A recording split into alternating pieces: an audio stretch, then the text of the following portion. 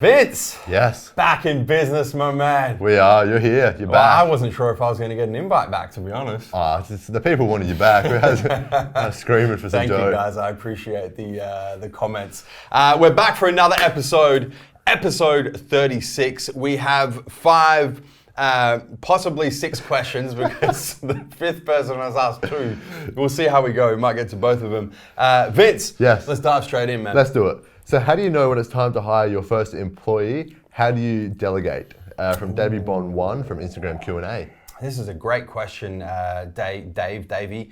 I can answer this very easily, as a matter of fact.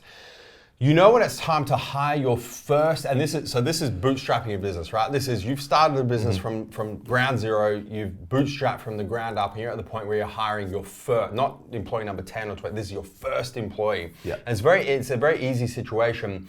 When you find that your business growth is being stopped or being paused or being inhibited by the fact that you cannot do any more. You are completely maxed out. You are working 14, 16, 18-hour days, and your business growth is stopped because you just don't have any more time to max out to put into the business. That's when it's time to hire another employee. And the reason for it, Vince, and the reason why it's so easy for me to answer is because the alternative, which I see all the time, is as soon as people can afford to hire their first employee, straight in, hire the first employee. And they justify it because, it gives them more time to work on other parts of the business that'll help the business grow, which is a situation where you have to grow into the business. Which is great if your business keeps growing, but if you've made a wrong call and you've hired this new person because you've been able to afford to hire them, and the theory is that you're going to spend more of your time working on biz dev and biz growth initiatives, and they don't pay off, you're going to be chasing your tail trying to generate enough revenue just to pay your wages for your employee. So it's always better to to experience growth pains as a bootstrap business than be in a position where you have to grow into the business. It's a much better situation. And then there's another part to that question: how do you delegate? I guess. Also very tricky. I can see that Davey he's asking all of the questions of a bootstrapper right here. So all of the questions. Man, it's one of the most difficult things, especially when you've started a business from the ground up and the business is effectively your baby, because you've nurtured it from nothing to at the point, if you're at the point where you're ready to hire an employee, I'm assuming you're doing a couple of $100,000 turnover a year, and to go from 0 to 6 figures of turnover is an incredible feat. And it's very difficult to start handing out responsibility and start delegating when it's your baby, and nobody is going to treat your business the way that you're going to treat your business. It's just not going to happen. But I think you get to a point similar at the point where you are really kind of, you have no other option but to hire your first employee. You have no other option but to delegate, because if you don't delegate, you're restricting your business growth, you're restricting your business potential, and you're just going to continue spinning your wheels. So from my perspective, even now with how many employees we got now, Vince? 30 plus? Yeah, probably. 30, maybe I even 40. Around that, the fact that we lose count is probably a good sign. Even now, that's a big driver for me to delegate, when I'm just like, you know what, I need to free up some time to do other things. And I'm just forced into a position where I have no other choice, but I have to do it. That really is a driver for me to delegate, because it's still even difficult for me now. Even when I delegate stuff to you, it's like I'm giving you a piece of my... I see the pain come off with it. It's like I could do this myself, but there's something else I could do. I need to do something else. So I think that answers question 1. Yeah, beautiful. Do any mood, elevation, feeling of well-being ingredients cause a crash after? Thank you, from Brooke S. I'm from YouTube. What do you reckon? I think they can. I mean, any ingredient that's going to bring you above kind of your normal status has to wear off and come down at some point. Whether it's an ingredient for, like you said, mood elevation, so with tyrosines, your cholines and stuff like that, they're bringing you to a point above your natural homeostasis. Yeah. So your body has to regulate that back down. Whether that's a feeling of a crash, it's hard to say. Everyone's going to be different in terms of how long it actually takes to break that down as well. Yeah. But if you're having really high amounts, I would suggest probably yes. Yeah, your body has to bring it back down some way. You know, the old saying, "What goes up must come down." Yeah, is very true and you explained it perfectly, Vince. Homeostasis, right? Your body wants to get to a state of equilibrium. Yeah. And by taking things that elevate mood or increase feeling of well-being, you're purposely pushing your body outside of a state of equilibrium to achieve those effects. Yeah. So your body is immediately going to try and bring it back down. Yeah. What generally causes a crash is where your body brings it back down so far in the opposite direction that you actually start down-regulating certain receptors to certain ingredients. Yeah. So the biggest one is caffeine, right? Yeah. Like everyone's familiar. If you have 500 milligrams of caffeine in a single dose, right, you're going to feel great for 30 minutes, 45 minutes, and then your body's going to bring it back down, and those receptors are going to down-regulate because you've just flooded them with that stimulant, and so it's going to go in the other direction quite quickly, and that's what causes the crash. So yeah, it really does depend how much of particular ingredients you're taking and what that effect actually practically looks like. But generally speaking, the higher you go, the further you've got to kind of come back as well. Yeah. How do you decide how much and which parts of your life you share on social media? From Luke Nelson at YouTube. So I think this one's in particular for you. There's some changes and fluctuations in what you share. Because I mean, I'm pretty bad on social media, to be honest. I forget to post all the time. Well, you're pretty good at running MassiveJoes and Team J. Oh yeah, there is. Well, just your personal one. Yeah. At Vinny Lawrence, for those of you who want to throw Vince a follow and see what's up. But yeah, how do you decide what goes where? Yeah, look, you know, I've made a lot of mistakes in the past with what I've shared on social media, and I say mistakes because for me, I often shared things that I didn't give a lot of conscious thought as to why I was sharing things on social media. And those of you who have followed me for quite some time, you know, definitely, let's say 5 years or so, you'll notice if you go back 5 years ago, I used to share a lot more of my personal life compared to now where I share very little of my personal life. And that's a conscious decision. And so the thing for me, Luke, the driver of that decision, I always think about you guys. I always think about my audience, my followers, and I always think about how I can bring as much value to you guys as possible.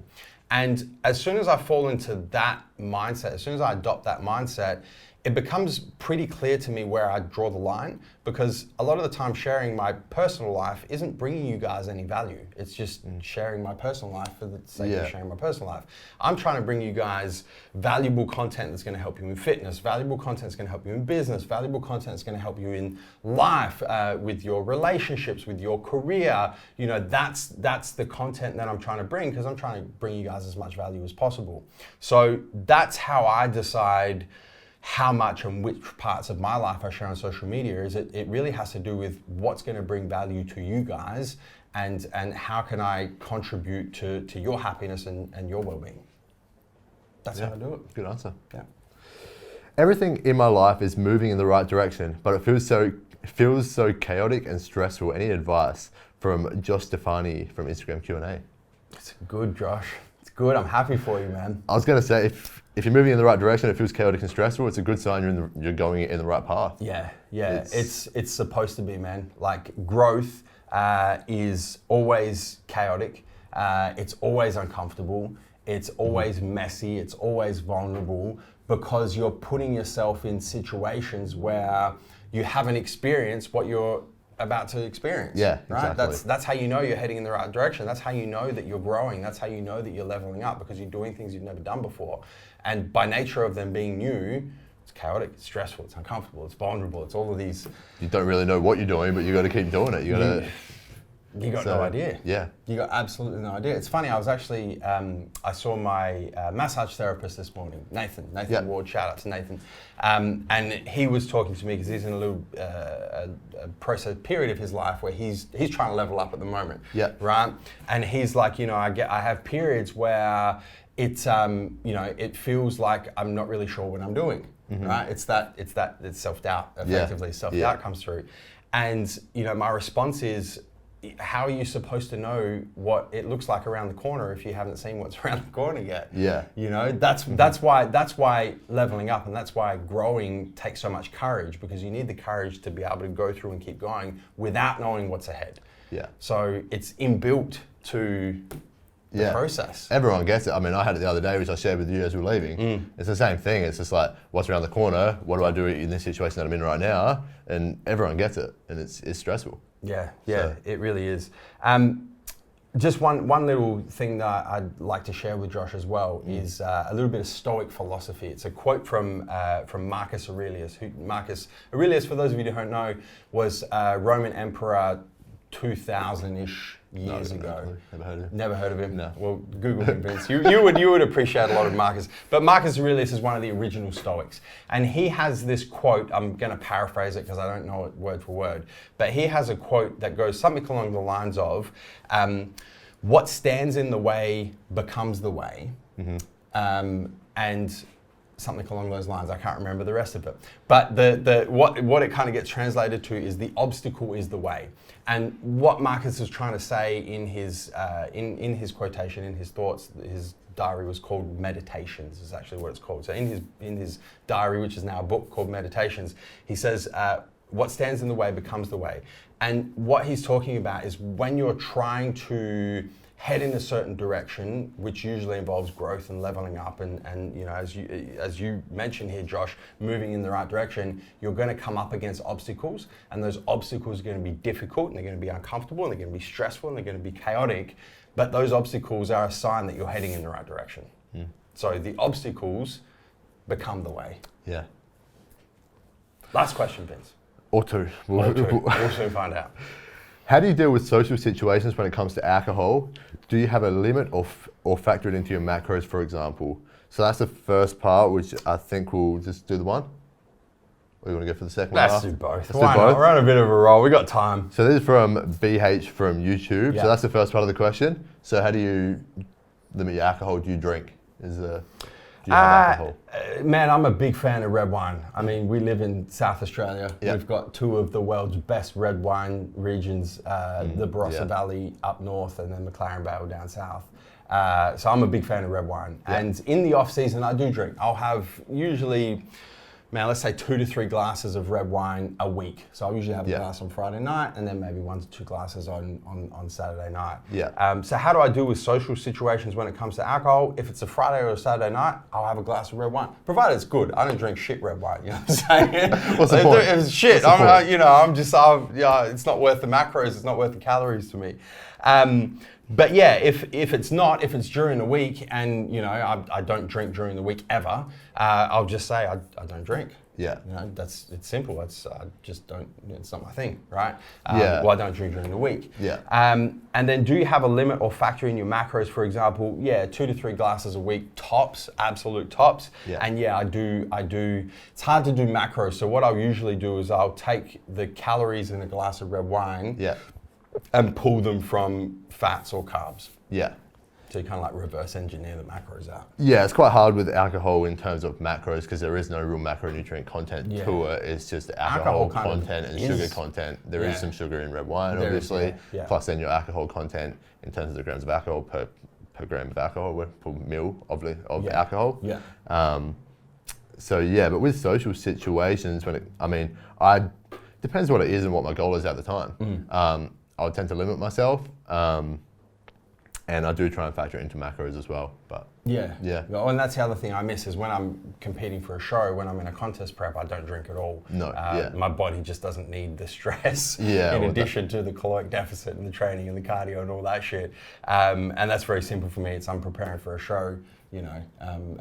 Most people in any social situation I'm going to be in know that that's something that I do and they respect it. But then if your goal is to build muscle and kind of change your body, alcohol can be quite detrimental to that in terms of it's dry calories, useless calories essentially. And last question, Vince. So Joe, why have you gone on a stim break? We all know you loved your high stim pre's in the past. Good question, man. Look, I've taken This is going to be funny for people who have followed me for so long because I've just backflipped. Yeah, But, it's the complete opposite. Listen, we get older, we get wiser, and we don't do as much dumb shit as we used to. But something that I've taken particular interest in, really most of this year, is sleep quality. So I've really been consciously trying to. I have a certain number of hours I can sleep during the week. Right. For me, I max out at 7. And the reason for that is because there's just not enough hours in the day. Right. So I get up at 4:15 every morning. I usually don't go to bed until 9:15 is ideal. But 9:15, 9:30. So for me, 7 hours. There's nothing else I can do. I can't get up later because then I miss my workouts. I can't get to bed earlier because I'm working till fucking 7:30 every night. So that's the period that I have to sleep. So I've taken a particular interest in how do I get the most out of those 7 hours or 6.5 or whatever it is. So how do I improve my sleep quality? And so I've been doing a bunch of work on it. And one of the things that definitely affects your sleep quality is your stimulant intake during the day. And so I took it upon myself. I actually went on a vacation in March. Went over to Western Australia back when the borders used to be open, way back when, and took almost over a week, so 10 days off. And I thought, this is a great time to really just get all of the artificial stimulants out of my system. So the caffeine anhydrous, I was going to say Dynamine, but there wasn't Dynamine back then, was there, Vince? It was already banned. I don't know, maybe. Synephrine, all of these. And so I said, all of the supplemental forms of stimulants are out, and I'm just gonna natural caffeine, just drink coffee. Right? So that's gonna be what's up. And I just want to see what effect it has on my sleep. And it had an incredible effect on my sleep. Obviously, I was on vacation as well, so a little bit less stress and whatnot. Got a phone call, don't know who that is. Let's hang up on them because we're shooting clinical dose for you guys. And so I did that back in March on vacation, and then I came back and I was like, I'm just going to see how long I can do this for. Keep going. Like if I don't need him to train first thing in the morning, I have my coffee first thing in the morning. Let's just see. And I haven't gone back. So that's pretty much it. I mean, probably another good point you made to me the other week is coming into your prep, it gives you somewhere to move. As well, for those of you who... Well, I wasn't going to tell people. Let's go back. Cut that out. We tell people or not. If you make it this far in clinical dose, I think you deserve to get some exclusives. So there was that aspect as well. As I was like, there's a possibility. This is even back in March. There's a possibility that I'm going to do a show towards the end of the year. I want to have as many tools in my cutting tool bag as I possibly can, and I know if I go into a prep consuming 500 milligrams of caffeine a day, the only place to go when my calories get really low and my energy drops is up from there. And then you run into all sorts of issue with obviously sleep, cortisol being too high, you start breaking down muscle tissue, it's just not a good situation. So I guess the ulterior motive was if I can get my caffeine intake just from natural sources down to 200 to 300 milligrams a day, which is probably what it is at the moment, just from coffee, it puts me in a really good position to add stimulants back in when I need them when I get deeper into a prep. That's a wrap, Vince. That's it. That's a good episode. It is. Man, I'm happy to be back. Lots of information in there. I feel like I'm back home. Clinical dose. There we go. Guys, if you've got a question that you would like us to answer in the next episode of the Clinical Dose, the best place to put it is right here in the comments to this video on the MassiveJoes YouTube channel, just like BH did, and he got 2 questions answered. A few of these from YouTube, there's 3. Yeah, 3 from YouTube. So that's the best place. Post them in the comments down below, and that's where Vince looks first for our questions for the next episode of the Clinical Dose. Vince, you got anything else you want to add? That's it. Guys, hit the subscribe button. Subscribe to the MassiveJoes YouTube channel. Don't forget to turn your post notifications on so you don't miss a beat when it comes to all these new episodes of the Clinical Dose and everything else we've got going on here on the channel. Until next time, where we're coming to and from, Vince. MassiveJoes.com. Stay massive.